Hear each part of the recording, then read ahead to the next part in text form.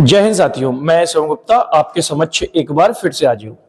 जैसा कि आप जानने लग रहे हैं, एसएससी जीडी का एग्जाम बहुत नजदीक है और उस एग्जाम के लिए अभी हम करने क्या लग रहे हैं, तो एक 7 प्रैक्टिस सेट की एक सीरीज है और 7 प्रैक्टिस सेट की सीरीज में 15 क्वेश्चन के आसपास एक क्लास पे लिए गए और इन 7 क्लासों में हम 100 से अधिक क्वेश्चन करने लग रहे होंगे। और जो 100 से अधिक क्वेश्चन है ये एसएससी जीडी के 2024 के एग्जामिनेशन जो संपन्न हुआ उसमें पूछे गए सबसे कठिन सवालों में से एक है। मतलब उसका हमने पहले एक बार पीडीएफ पे पूरा देखा कितने क्वेश्चन पूछे गए। उन सभी क्वेश्चनों में से हमने लगभग 100 से 120 क्वेश्चन निकाले हैं और वो 120 क्वेश्चन 100 से 120 क्वेश्चन जो है वो एसएससी जीडी के सबसे कठिन सवालों में से एक है। उन्हीं का सॉल्यूशन हम करने लग रहे हैं। तो एसएससी जीडी 2024 में पूछे गए सबसे कठिन सवालों का सॉल्यूशन हम करने लग रहे हैं और आज से हम क्लास स्टार्ट करते हैं। तो आज की क्लास का पहला क्वेश्चन आपके सामने रहा। पहला क्वेश्चन आपके एग्जामिनेशन में पूछा गया था, लिखा है ए और बी एक काम को 14/3 दिनों में पूरा करते हैं, जबकि बी और सी उसी काम को 12/5 दिनों में पूरा कर सकते हैं। सी और ए उसी काम को 16/3 दिनों में पूरा कर सकते हैं।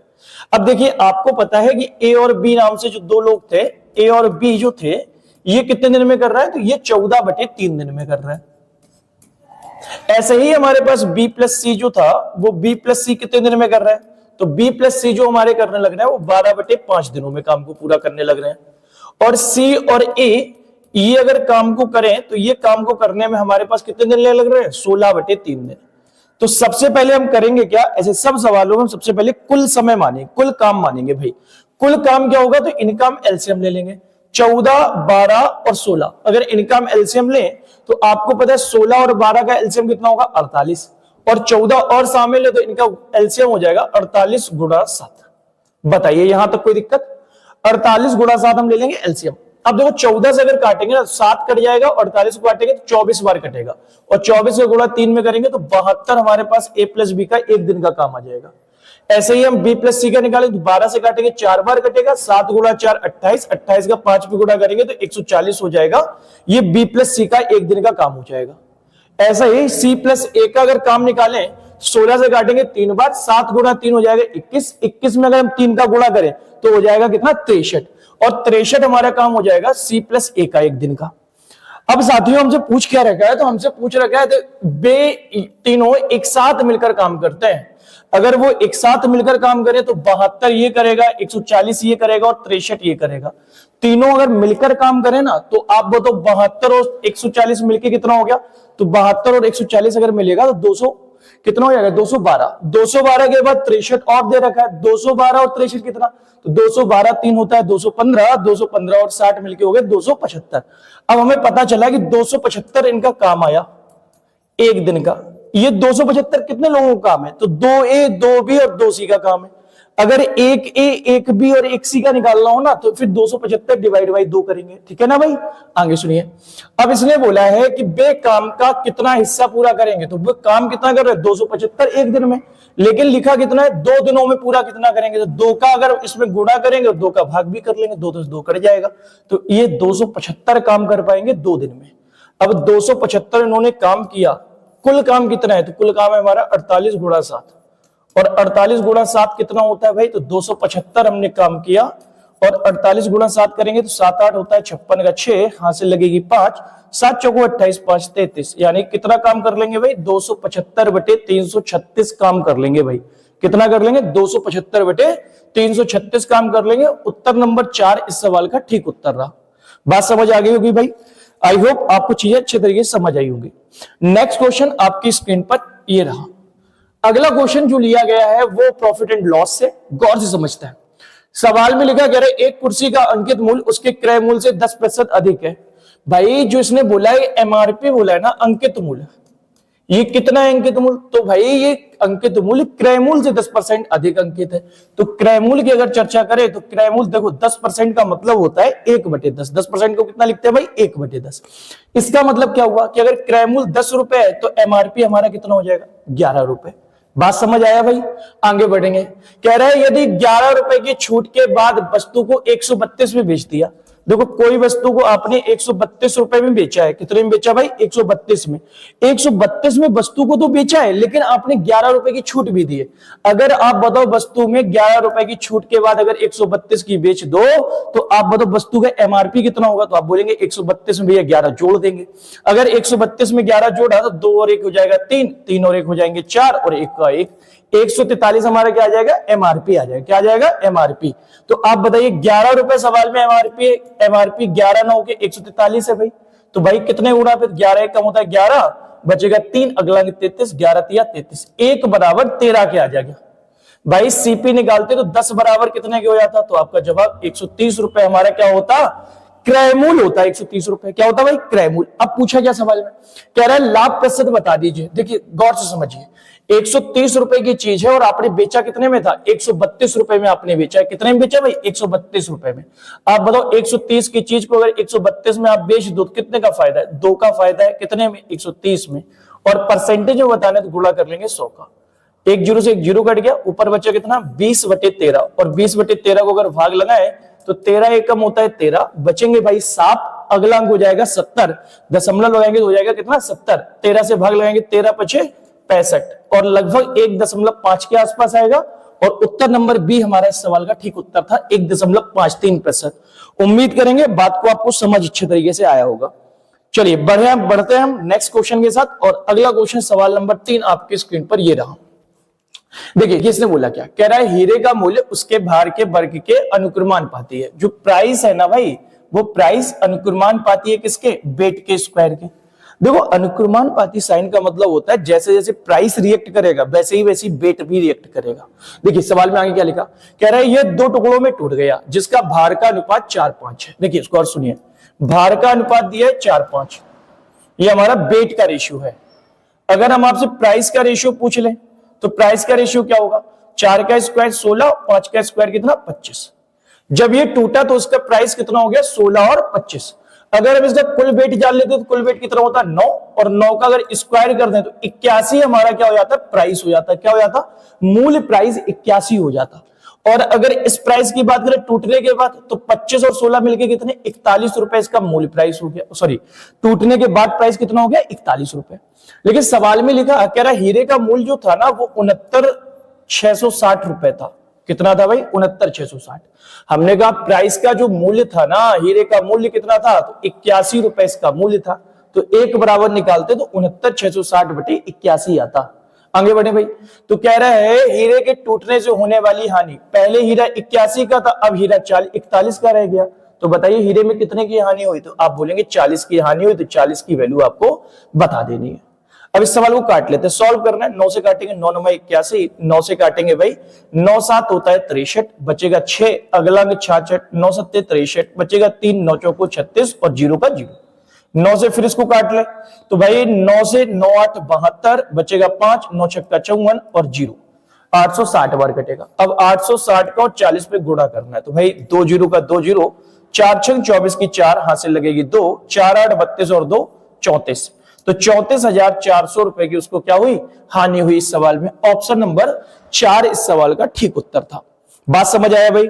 आई होप आपको बात समझ आया। वीडियो अगर पसंद आ रहा हो तो एक बार लाइक करके बता दो भाई जल्दी से। बढ़े भाई आगे। चलिए अगले सवाल के साथ आगे बढ़ते हैं। अगला सवाल आपकी स्क्रीन पर ये रहा, सवाल नंबर 4 आज की क्लास का। बेहतरीन सवाल में से लिखा है भाई x1 x2 और x3 नाम से 3 लोग हैं। तो x1 x2 और x3 नाम से 3 लोग हो गए। इसने लिखा, कह रहा है जो x1 है ना वो 11% अधिक है। कितने परसेंट अधिक है?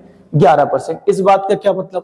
किससे अधिक है? x2 से। अगर x2 हमने 100 लिखा तो हम बोल सकते हैं कि जो x1 होगा वो भाई 111 होगा। कितना होगा भाई? 111 होगा। बात समझ आया? आगे समझिए। कह रहा है भाई और x3 से 67% कम है। अगर x3 हमने 100 लिखा तो इससे 67% कम है। तो अगर 67% कम है तो ये पक्का 33 होने वाला है। बात समझ आया भाई? अब देखो आपको पता है सवालों में ऐसा नहीं हो सकता है कि एक जगह x1 हमारे पास 111 हो और एक जगह 33 हो। ऐसा नहीं हो सकता है। दोनों क्या करना पड़ेगा? बराबर करना पड़ेगा। अगर बराबर करे तो इधर 33 का गुणा कर ले और इस पे 111 का गुणा कर ले। कोई दिक्कत? हो गया बराबर भाई। सेम 33 से यहां गुणा किया तो 33 से फिर यहां भी गुणा कर लेंगे। ठीक है ना भाई?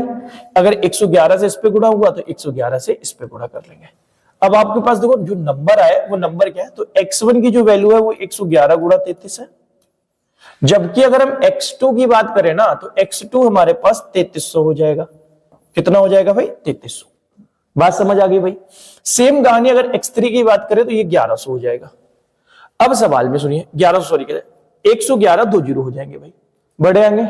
सवाल सुनिए, सवाल में कह रहा है कि यदि x2 का मान 1331 है, x2 का जो मान दिया है वो 1331 रुपए दिया है, वो x2 का मान है। किसका मान है भाई?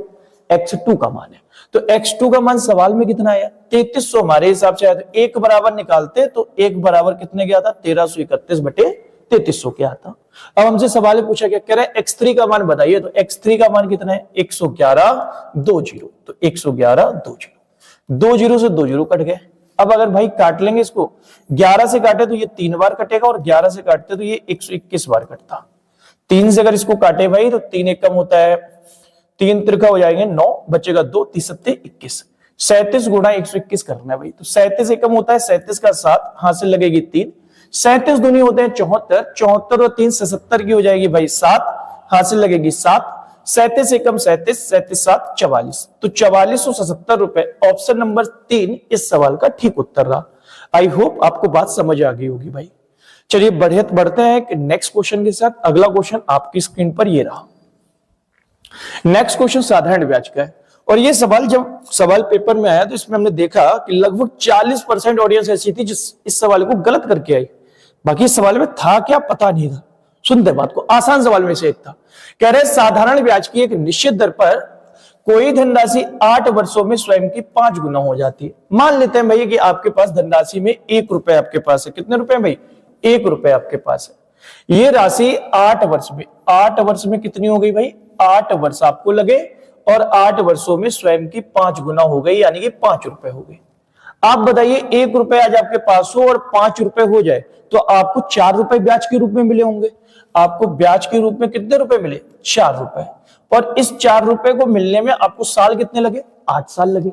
बात समझ आया भाई? आगे देखिए बढ़ते हैं। कह रहे 24 वर्षों में समान साधारण ब्याज की दर पर यह स्वयं की कितने गुना हो जाएगी। अब इसने पूछा कि 1 रुपए 24 साल में कितने हो जाएंगे। अच्छा एक बात बताइए, अगर 8 साल में आपको 4 रुपए ब्याज मिला तो भाई 24 साल में कितने मिलेंगे? तो आपका जवाब है भाई 8 साल में अगर 4 रुपए, देखो 8 साल में 4 रुपए का मतलब आधा ही तो ब्याज मिल रहा है। तो 24 साल में कितना ब्याज मिलेगा? 12 रुपए ब्याज मिलेंगे। अरे हाँ या ना?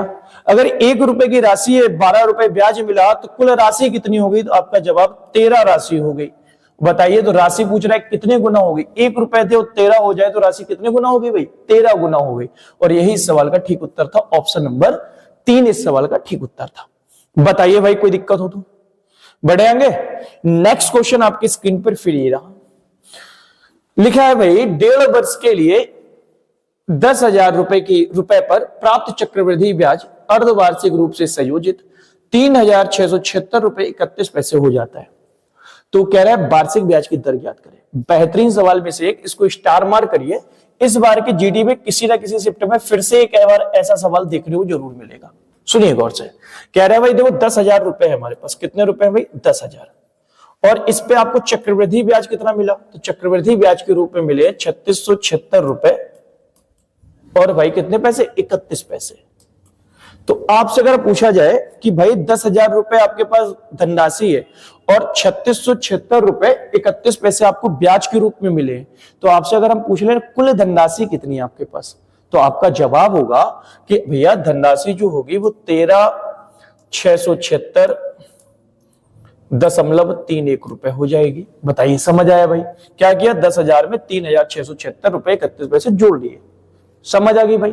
अब देखो सवाल में लिखा है 1.5 वर्ष के लिए। अगर 1.5 वर्ष के लिए अर्धवार्षिक रूप से पूछे तो अर्धवार्षिक रूप से 1.5 वर्ष में कितने स्लॉट बनेंगे? देखो 1.5 वर्ष का मतलब होता है 18 महीने, और 6 महीने के अगर स्लॉट बनाए ना 3 स्लॉट बनेंगे। कितने बनेंगे?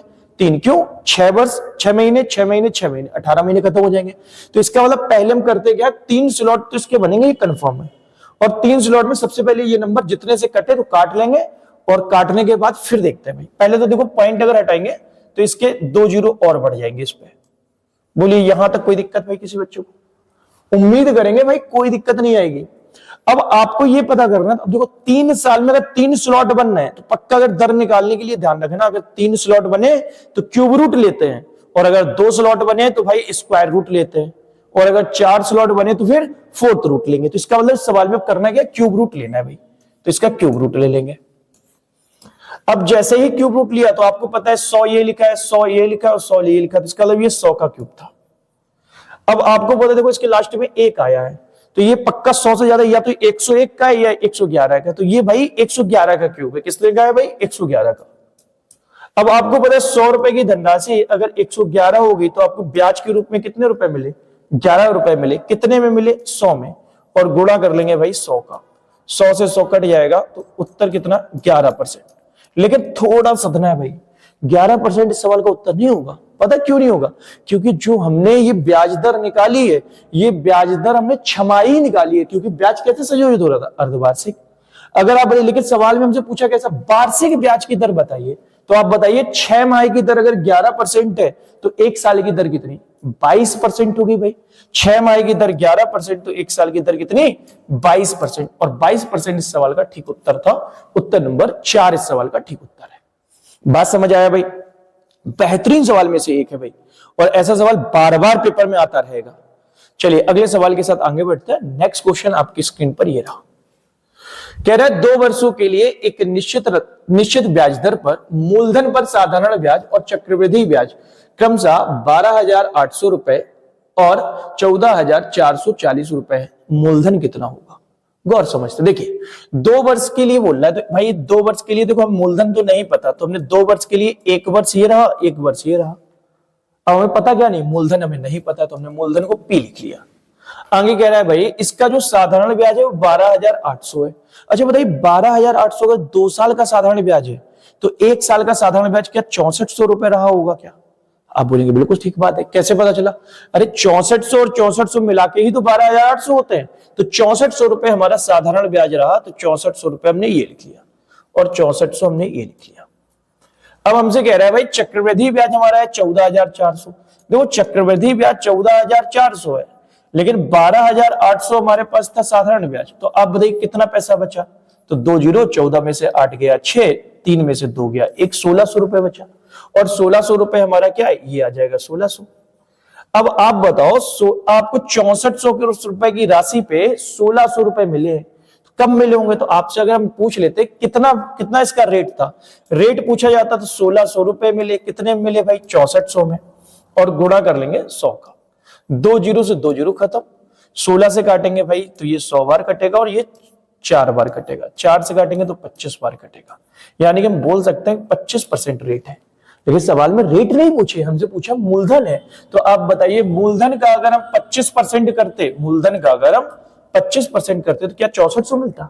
तो बस सवाल सॉल्व हो गया। मूलधन का 25% का मतलब 1/4, और 1/4 करते तो 6400 मिलता। तो अगर आप मूलधन पूछे तो ये 4 का गुणा हो जाएगा, 64 चौको होते हैं भाई 256, और 2 जीरो, 25,600 रुपए मूलधन था, और उत्तर नंबर 1 इस सवाल का ठीक उत्तर था। अगर ये कंसेप्ट आपको अच्छा लगा हो तो इस कंसेप्ट का पूरा वीडियो अगर जाएंगे ना तो यूट्यूब पे ही सर्च करेंगे मैथ्स बाय शिवम गुप्ता, एक प्लेलिस्ट मिलेगी, और प्लेलिस्ट में कंपाउंड इंटरेस्ट के 9 वीडियो है। उन 9 वीडियो से आप इस कंसेप्ट को और अच्छी तरीके से पक्का कर सकता है, तो आप एक बार वहां पे जाके देख सकते हैं। चलिए बढ़ते हैं नेक्स्ट क्वेश्चन की ओर, और अगला क्वेश्चन आपकी स्क्रीन पर ये रहा। देखिए ये इसमें पूछा है आपसे कि शंकु का कुल पृष्ठीय क्षेत्रफल बताना है। देखिए शंकु का अगर कुल पृष्ठीय क्षेत्रफल हम टीएसए की अगर बात करें तो शंकु का जो टीएसए होता है वो होता क्या है, तो आपको पता है कि भाई नीचे का बेस होता है उसका सर्कल, सर्कल का एरिया होता है पाई आर स्क्वायर। अच्छा शंकु का जो वक्रपृष्ठ होता है वो होता है पाई आर एल, तो इसका मतलब शंकु का जो टीएसए बनेगा वो बनेगा क्या, pi r l plus pi r square. और इसी को अगर किताबों में देखें तो पाई आर अगर आपने कॉमन ले लिया तो बचेगा क्या, एल प्लस आर। अब इस सवाल की अगर बात करें तो इस सवाल में एल हमें नहीं पता, यानी तिरछी ऊंचाई हमें निकालना है। तो तिरछी ऊंचाई कैसे निकालेंगे, तो भाई जैसे ये शंकु रहा, समझना थोड़ा सा अच्छे से, अगर ये शंकु रहा तो इसकी अगर तिरछी ऊंचाई की बात करें, तिरछी ऊंचाई तो ये रही हमारे पास, इसको कैसे निकालेंगे, तो इसके लिए देखो रेडियस दिया है 24, तो 24 हमें त्रिज्या पता है, उसके बाद ऊंचाई हमें 10 पता है। अब हमें ये निकालना है हमें तिरछी ऊंचाई यानी एल। आपने एक पाइथागोरस ट्रिपलेट पढ़ी होगी जिसका नाम है 5 12 13। आपने देखा हाइट 5 का डबल था 10, त्रिज्या 12 का डबल था 24, तो पक्का इसकी जो तिरछी ऊंचाई 13 का डबल कितना होगा भाई 26। ये हमें एल पता चल गया। अब यहाँ पे वैल्यू पुट करनी थी। देखिए पाई की जगह 22/7 होगा भाई, आर की जगह हमारे पास दे रखा है 24, तो 24 लिख दिया। अब एल प्लस आर है तो एल की जगह भाई कितना है, एल की जगह हो गया 26 और आर की जगह 24। 26 और 24 की चर्चा करें तो ये दोनों मिलके हो जाएंगे 50, गुणा हो जाएगा भाई 24 का और गुणा हो जाएगा 22/7 का। अब आपको पता है 24 और 50 का गुणा करेंगे तो हो जाएगा 1200। 1200 का गुणा 22/7 पे करना है, और अगर इन दोनों का गुणा करते तो भाई 2 जीरो का 2 जीरो, 12 दूनी 24 की होती 4, हाथ से लगती 2, 12 दूनी 24 और 2 26। 26 400 के बाद 7 का भाग कर लेते हैं, 7 से अगर इसको काटते तो भाई 7 तिया होता है 21, बचते कितने 5, अगला अंक 54, ससत्ते होता है 49, बचेंगे भाई 5, अगला अंक 50, ससत्ते 49, बचेगा भाई 1, फिर हो जाएगा 10, 7 एकम 7, बचेगा कितना 3, दशमलव लगाएंगे 7 चौको 28। तो इसका आंसर हो जाएगा 3771.43। इस सवाल का ठीक उत्तर था, जो कि उत्तर नंबर 2 पे लिख रखा था। बात समझ आ गया भाई। अगले सवाल के साथ आगे बढ़ेंगे और अगला सवाल जानेंगे भाई। अगला सवाल एक बेहतरीन सवाल में से एक फिर से आपके सामने है, और ये सवाल ध्यान रखना, एसएससी जीडी तो छोड़ दो आप, SSC GD, NTPC, railway group D, हर एक एग्जाम पे ऐसा सवाल आता ही आता है, कंपलसरी आएगा ही आएगा, चाहे जौन सी शिफ्ट में आए, लेकिन आएगा जरूर, डेफिनेटली है। तो इसको स्टार मार्क करके नोट करेंगे, बेहतरीन सवाल में से एक भाई, और ये किसी ना किसी एग्जाम में फिर से देखने को मिलेगा।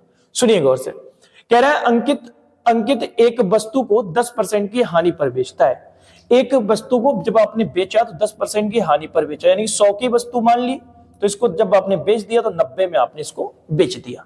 आगे लिखा भाई, कह रहा है यदि वह इसे 30% कम मूल्य पर खरीदता, अगर इसको खरीदता 30% कम मूल्य पर, यानी कि खरीदा उसने कितने में 70 रुपए में अगर खरीद लेता, तो फिर उसने कहा तो इसे 26 रुपए कम में बेचता और उसे 10% का लाभ होता। अगर भाई उसने 70 रुपए में उसको खरीदा होता ना, तो उसको जो लाभ प्रतिशत लिखा है वो लाभ प्रतिशत 10% का लाभ होता। अगर इसको 10% का लाभ हुआ 70 में, तो भाई मेरे ये वस्तु को 77 रुपए की बेच देगा। देखिए पहले वस्तु आपने बेची 90 की, अब बेची वस्तु आपने 77 रुपए की। बताइए आपको वस्तु बेचने में कितने का नुकसान हुआ, 13 रुपए आपने कम में वस्तु को बेचा। लेकिन सवाल में लिखा 26 रुपए कम में वस्तु बेचा, तो 13 बराबर किसके 26 के, तो 1 बराबर भाई किसके 2 के। भाई मैंने पूछा कि आप वस्तु का क्रय मूल्य बताइए, तो वस्तु का क्रय मूल्य कितना हो गया 100 की वैल्यू कितनी हो जाएगी भाई 200, और 200 ही इस सवाल का ठीक उत्तर था। उत्तर नंबर 2 इस सवाल का ठीक उत्तर है। बात समझ आया भाई। चलिए बढ़ेंगे आगे नए सवाल के साथ। अगला सवाल आपकी स्क्रीन पर ये रहा, वो बताना है ट्रक की सामान्य चाल कितनी है, और जब भी ऐसा सवाल आए तो आपको करना है कि आप डायरेक्ट लिखेंगे। बताइए दूरी कितनी है, तो 270 किलोमीटर दूर गंतव्य है, तो 270 हमने 270 किलोमीटर दूर गंतव्य लिख लिया, डिस्टेंस लिखा पहले। अब ये बराबर किसके होगा, तो भाई देखिए इसकी नॉर्मल स्पीड हम मान लेते हैं एस इसकी स्पीड रही होगी, लेकिन इसकी स्पीड 6 किलोमीटर प्रति घंटा धीमा कर लिया तो इसकी स्पीड हो जाएगी भाई s - 6। अब बस इन दोनों का चालों का गुणनफल लिखा, तो इसका अंतर भी लिखना होता है, चालों का अंतर कितना हो जाएगा 6। अब इसको ऐसा 30 मिनट ये पहले चलना शुरू किया है, तो 30 मिनट लिख लिया भाई। इसको घंटे में कन्वर्ट करेंगे तो 60 का भाग दे देंगे, 30 से काटेंगे भाई 2 बार कटेगा, और ये हो कितना जाएगा, तो 6 दूनी 12, तो 270 गुणा 12, और ये हमारा किसके बराबर है s और s - 6 के बराबर है। दोनों गुणा करेंगे भाई 0 का 0, 12 7 84 की 4, हाथ से लगेगी 8, 12 दूनी 24 और 8 32, 3240 हो जाएगा किसकी वैल्यू s स्क्वायर - 6s की। अगर इसको देखो समीकरण बना के सॉल्व करें तो s स्क्वायर - 6s, और ये वाला इस तरफ शिफ्ट होगा तो माइनस का 3240, और ये भाई बराबर है किसके 0 के। अब आपको ढूंढना है ऐसा कोई नंबर ढूंढना है जिनका करने पे भाई गुणा करने पे 3240 आ जाए, जोड़ने और घटाने में 6s आ जाए। अब ऐसे कौन से नंबर हो सकते हैं, तो गौर से समझते हैं। देखो इसके आपको पता है 3240 के अगर फैक्टर करने बैठे हैं तो आपको पता है अगर एक फैक्टर आप 60 ले लो, कितना ले लो भाई 60, तो दूसरा फैक्टर आप बताना। देखो 60 अगर जाएंगे तो 0 0 कट जाएगा, 6 से अगर इसमें भाग लगाएंगे तो 6 पंचे 30, 6 चौको 24। आप बताओ 60 और 54 का गुणा अगर देखेंगे ना तो 3240 होता है, और इनका जो अंतर है वही कितना होता है 6s। तो इसका इसकी स्पीड हम लेंगे s स्क्वायर माइनस का भाई 60s और प्लस का 54, s माइनस का 3240, और ये 0 के बराबर है। अगर इन दोनों में कॉमन लेना भाई तो s कॉमन आ जाएगा, तो s - 60 बचेगा, इधर से 54 अगर कॉमन लेंगे भाई तो ये बचेगा s-60। आपको पता है कि s-60 जो होगा ना भाई वो 0 के बराबर है, तो s की जो वैल्यू आ जाएगी वो कितनी आ जाएगी भाई 60, और 60 किलोमीटर पर घंटा इस सवाल का ठीक उत्तर था। बात समझ आया भाई? उम्मीद करेंगे ये बात समझ आ गई होगी आपको। चलिए बढ़ेंगे आगे अगले नेक्स्ट सवाल के साथ। अगला सवाल आपकी स्क्रीन पर ये रहा। देखिए भाई ये एक समचतुर्भुज का सवाल है, तो एक समचतुर्भुज हम बना लेता है सबसे पहले। तो देखिए एक समचतुर्भुज बनाया हमने भाई।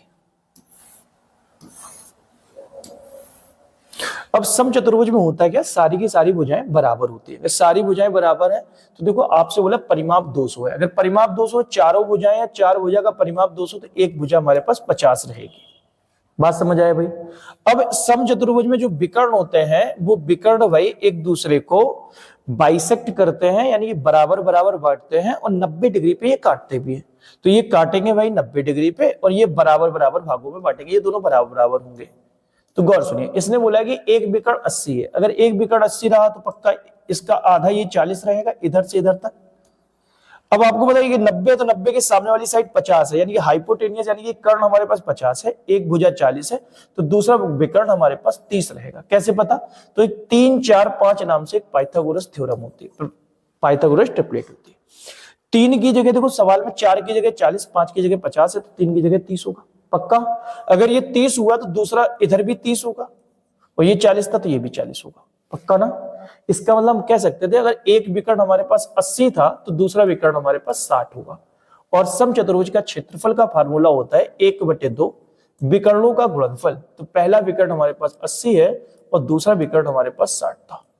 बस सॉल्व कर लेंगे, 2 से काटेंगे 40 बार, 40 और 60 का गुणा करेंगे तो भाई 24 इस सवाल का ठीक उत्तर था, जो कि उत्तर नंबर 4 में लिखा है। बेहतरीन सवाल में से एक था भाई, ठीक है ना। बढ़ेंगे भाई अगले सवाल के साथ, और अगला सवाल आपकी स्क्रीन पर ये रहा। सवाल भाई लिखा है एल की आय एम की आय का 125%। गौर से समझना, जो एल की आय है ना भाई, एल की जो आय दे रखी है वो एम की आय का 125% है। 125% को अगर सॉल्व करते हैं तो 5/4 आता। इसका मतलब अगर एम की आय 4 है तो एल की आय 5 होगी भाई। आगे बढ़ेंगे, लिखा है और एल का व्यय, ये आय की बात है यानी कि इनकम है, और भाई एल का व्यय यानी कि एक्सपेंडिचर की बात करें तो एक्सपेंडिचर में क्या दे रखा है, तो कह रहा है एल का व्यय एम के व्यय का 120% है। 120% को अगर हम सॉल्व करें भाई तो 20 से 5 बार कटेगा और 20 से 6 बार कटेगा। इसका मतलब क्या कि अगर एम का व्यय 5 है तो फिर एल का व्यय 6 रुपए होगा। बात समझ आया भाई? इतनी बात में कोई दिक्कत हो तो बताइए। सवाल में लिखा फिर कह रहा है यदि एल की आय एम के व्यय का 180% है। गौर सुनिए भाई, इस लाइन को आपको गौर से समझना है। बस देखो लिखा गया, कह रहा है एल की आय, एल की इनकम जो है ना वो एम के व्यय का 180% है। एम के व्यय का, एम का एक्सपेंडिचर का 180% है। मतलब अगर एम जो है ना वो 100 रुपए खर्चा करता होगा तो इसका 180 रुपए हमारा एल की इनकम हो जाएगी। दोनों को अगर सॉल्व करें तो भाई 20 से कटेगा, ये 9 बार कटेगा और ये कटेगा 5 बार। यानी हम बोल सकते हैं कि एल की इनकम अगर 9 है तो एम का एक्सपेंडिचर 5 है। और अगर इन दोनों नंबर को 9-5 के रेशियो में बांटना, देखिए एल की इनकम ये दे रखी है 5 और एम का एक्सपेंडिचर ये दे रखा है, दोनों को 9-5 के रेशियो में बांटना है भाई। देखो कभी भी किसी भी नंबर को किसी भी रेशियो में बांटने हो तो सबसे पहली शर्त है कि वो आपस में बराबर होनी चाहिए, और दोनों नंबर ऑलरेडी बराबर दिए। अगर ऑलरेडी बराबर दिए तो भाई मेरे कुछ नहीं करेंगे, 9 का ऊपर गुणा कर लो और 5 का यहां गुणा कर लो। अब आपको पता है 9 का इस पे गुणा हुआ तो 9 का इस पे भी करेंगे, और 5 का इस पे गया तो 5 का इस पे करेंगे। सवाल हो गया भाई खत्म। सेविंग का रेशियो बताना है तो आप बताइए 45 रुपए एल ने कमाए और 30 रुपए एल ने खर्चा करे, तो एल ने बचाए कितने? 15 रुपए बचाए होंगे। सेम तरीके से भाई जो एम की इनकम है वो 36 रुपए और एक्सपेंडिचर इसका 30 रुपए, तो इसका भाई सेविंग कितनी रही होगी? 6 रुपए, सॉरी फिर 15। देखो भाई 9 को 36 में से 25 चले गए भाई, कितने बचे? 11। तो इसकी जो सेविंग रही होगी वो कितने रुपए रही होगी भाई? 11 रुपए। और यही सवाल का रेशियो था, 15:11 की इसकी सेविंग थी। उत्तर नंबर 2 इस सवाल का ठीक उत्तर था। बात समझ आया भाई? चलिए अगले सवाल की तरफ आगे बढ़ेंगे। नेक्स्ट क्वेश्चन आपकी स्क्रीन पर ये रहा। सवाल फिर से दूरी से रिलेटेड है, और ये सवाल हमने आगे पिछले में करा रखा है। अगर करा रखा है तो इस सवाल को फिर से आप एक बार ट्राई करिए, होमवर्क में ये सवाल आपके सामने है। नेक्स्ट सवाल आपके सामने ये रहा। अगला सवाल देखिए, फिर से स्पीड डिस्टेंस एंड टाइम का सवाल है और समझते हैं इसको। कह रहा है यदि रमन अपनी सामान्य चाल से 30% कम चाल से यात्रा करता है। ये भी सवाल बेहतरीन सवालों में से है, पिछले 3-4 सालों में हर जगह ऐसा सवाल पूछा गया। इसने लिखा है रमन अपनी सामान्य चाल से 30% कम चाल से यात्रा करता है। 30% को अगर लिखना चाहें तो भाई इसको लिखते हैं हम 3/10। इसका मतलब ये कि नॉर्मल स्पीड अगर रमन की है ना वो 10 है, तो उससे अब 3 कम स्पीड से यात्रा करता है। मतलब अगर हम बात कर लें नॉर्मल स्पीड की, तो रमन की जो नॉर्मल स्पीड है भाई, तो नॉर्मल स्पीड है इसकी 10, 3 कम से यानी कि 7 से यात्रा करता है। स्पीड का रेशियो ये भाई नॉर्मल है और ये हमारा प्रेजेंट है। अच्छा आप बताइए, अगर स्पीड का रेशियो 10:7 है तो फिर टाइम का रेशियो इनका उल्टा होता है, यानी कि 7 रेशियो कितना हो जाएगा 10। बात समझ आया भाई? क्या होता है अगर स्पीड का रेशियो 10:7 है तो टाइम का रेशियो कितना हो जाएगा 7:10। सवाल में कह रहा है कि तो वह 15 मिनट देरी से पहुंचता है, यानी कि पहले जहां पे रमन 7 मिनट में पहुंच जाता हूं वहां 10 मिनट जाने में लग रहे होंगे, तो बताइए कितने मिनट उसको ज्यादा लग रहा है? 3 मिनट देरी से पहुंच रहा है। लेकिन सवाल में कितने मिनट है भाई? 15 मिनट। 3 बराबर 15 के, तो 1 बराबर भाई 5 के। 1 बराबर किसके भाई? 5 के। तो आपसे पूछा है कि उसके द्वारा लिया जाने वाला सामान्य समय ज्ञात करिए। तो सामान्य समय की अगर चर्चा करें तो 7 समय सा 1 बराबर 5 के, तो 7 बराबर 35 के, और 35 मिनट इस सवाल का ठीक उत्तर था। उत्तर नंबर डी इस सवाल का ठीक उत्तर है। बात समझ आया भाई? चलिए बढ़ते आगे अगले सवाल के साथ, और अगला सवाल आपके स्क्रीन पर ये रहा। सवाल लिखा भाई x1, x2 और x3 एक काम को 90, 45 और 67.5 दिनों में पूरा कर सकते हैं। तीनों ने एक साथ मिलकर काम शुरू किया, लेकिन x2 ने काम पूरा होने से 13.5 दिन पहले छोड़ दिया। इस सवाल पे आपको जहां अंडरलाइन करनी है वो ये करना है, काम पूरा होने से पहले। जब कभी भी काम पूरा होने से पहले व्यक्ति कोई छोड़ के जाए तो उसको छोड़ के जाने नहीं देना, उससे काम पूरा करा लेना है। समझता है बात को? देखिए इसने बोला कि x1 नाम का एक व्यक्ति है, एक व्यक्ति x2 नाम का और एक व्यक्ति x3 नाम का है। x1 जो व्यक्ति है वो काम को 90 दिनों में कर रहा है, और x2 जो व्यक्ति है वो काम को 45 दिनों में पूरा कर रहा है, जबकि x3 व्यक्ति 67.5 दिन, 67.5 का मतलब 135/2 दिन में काम को पूरा कर रहा है। तो हम पहले काम जान लेते हैं, काम कितना है। अगर काम की बात करें तो भाई मेरे जो काम इस सवाल पे आएगा वो काम कितना है? 90, 45 और 135 का अगर एलसीएम ले तो 270 एलसीएम आएगा। बात समझ आया? कुल काम पता चल गया 270 था। x1 ने 90 दिनों में 270 काम करेगा तो एक दिन में 3 काम आ जाएंगे भाई। 45 वाले काम निकालेंगे तो 6 काम आ जाएंगे। 135 से भाग करेंगे 2 बार, 2 का लेकिन गुणा होगा तो 4 काम आ जाएंगे। तीनों के काम पता चल गए भाई। अब करना क्या था वो हमने बताया, 270 हमारे पास कुल काम था। लेकिन जब कभी भी कोई भी व्यक्ति अगर काम पूरा होने से पहले छोड़ दे तो उसको जाने नहीं देना, उससे काम पूरा करा लेना है। तो बताइए कितने दिन पहले छोड़ के भागा? तो कह रहा है 13.5 दिन पहले छोड़ के भाग रहा है। अच्छा 13.5 दिन पहले छोड़ के भाग रहा है भाई। कौन भाग रहा है? तो x2 भाग रहा है। x2 का भाई एक दिन का काम कितना है? 6। तो 13.5 दिन में ये कितना काम कर लेता? तो 6 का गुणा कर लेंगे। 6 पंचे 30 का 0, हाथ से लगेगी 3, 6 तिया 18, 3 21 की 1 हाथ से लगेगी 2, 6 एकम 6 और 2 8, यानी 81 काम बच रहा है तभी भाग जा रहा है। इससे ये 81 काम आपको करा लेने हैं, तो बस करा लेते हैं भाई। इससे 81 काम कराएंगे तो जोड़ लेंगे भाई, कितना हो जाएगा? 1 8 7 15 की 5, हाथ से लगेगी फिर 1 2 और 1 3, कुल काम है 351। और अब कोई व्यक्ति छोड़ के नहीं गया, सभी व्यक्ति काम कर रहे हैं। अगर सभी व्यक्ति काम कर तो करा दो भाई। 6 3 9 4 13 ये काम करेंगे भाई।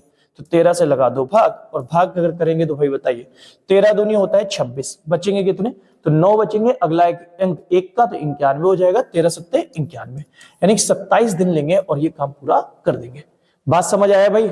उम्मीद करेंगे इस बात को समझ आया होगा। अगर आपको सॉल्यूशन पसंद आ रहा है तो एक बार वीडियो को जल्दी से लाइक, शेयर और सब्सक्राइब सब कर लीजिए भाई। चलिए बढ़ते आएंगे नेक्स्ट सवाल की तरफ। अगला सवाल आपकी स्क्रीन पर ये रहा। ये भी सवाल एक आयत से संबंधित है और इसको कंसेप्ट को जानना बहुत जरूरी है भाई। समझता है? कह रहे एक आयत की लंबाई में 11.11% की वृद्धि कर दी जाए। अब 11.11% की बात करें ना भाई, तो इसको लिखते कितना है? तो ये 11 से ही 1/9% है, और इसका जो फ्रैक्शन वैल्यू होता है वो होता है भाई 1/9। इसका मतलब क्या कि अगर उसकी लंबाई की बात करें तो उसकी लंबाई अगर पहले 9 थी तो अभी 1 लंबाई बढ़ के उसकी लंबाई कितनी हो गई? 10 लंबाई हो गई। अच्छा, फिर इसने लिखा, कह रहा है क्षेत्रफल को अपरिवर्तित रखने के लिए, क्षेत्रफल का भी ध्यान रखना, अगर कभी क्षेत्रफल अपरिवर्तित हो जाए, कैसा, क्षेत्रफल अपरिवर्तित हो जाए, तो भाई मेरे एक बात ध्यान रखना, जब कभी भी क्षेत्रफल कांस्टेंट हो जाए तो लंबाई और चौड़ाई एक दूसरे के व्युत्क्रमानुपाती होती है। कैसी भाई, व्युत्क्रमानुपाती होती है। तो फिर बताइए जो ब्रेथ होगा इसका रेशियो क्या होगा, 10 से 9 हो जाएगा क्या? देख लीजिए आप, अगर इनका इनका देखो, इसका क्षेत्रफल निकालते तो इधर से 90 निकलता, इधर से भी 90 निकलता। बताइए दोनों का क्षेत्रफल बराबर हो गए। आगे सुनिए, सवाल में कह रहा है चौड़ाई कितने प्रतिशत घटाई जानी चाहिए। तो बताइए चौड़ाई, आप बताइए कितने घटाई आपने चौड़ाई, तो चौड़ाई आपने घटाया, एक घटाया कितने में से, 10 में से, और गुणा कर लेंगे भाई 100 का। एक जीरो से एक जीरो कट गया, उत्तर आया आपका 10%। और यही इस सवाल का ठीक उत्तर था। उम्मीद करेंगे ऑप्शन नंबर 1।